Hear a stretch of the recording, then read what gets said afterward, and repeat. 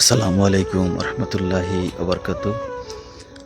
জুম্মা মোবারক এবং শুভ সকাল।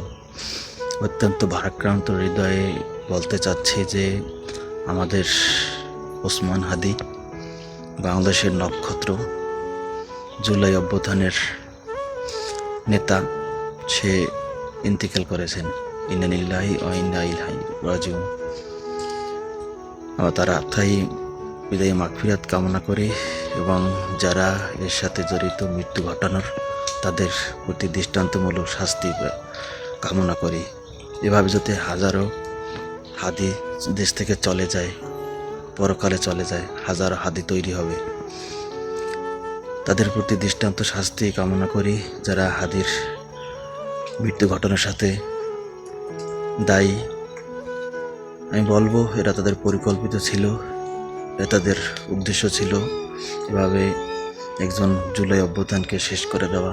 আমি মনে করি যে একজন স্বাধীনতাকামী, একজন দেশপ্রেমিককে হত্যা করা। তাই দৃষ্টান্তমূলক শাস্তি চাচ্ছি। অপরাধ কখনো ছোট না, অপরাধী অনেক বড়।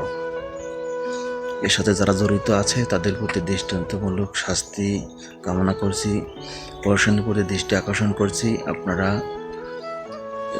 এদেরকে চিহ্নিত করে, যারা হাদির মৃত্যু ঘটিয়েছে তাদেরকে চিহ্নিত করে গ্রেপ্তার করুন এবং দৃষ্টান্তমূলক শাস্তি স্থাপন করুন। তা না হলে এভাবে হাদিরা হারিয়ে যাবে, বাংলাদেশ হারিয়ে যাবে কোনো এক সময়।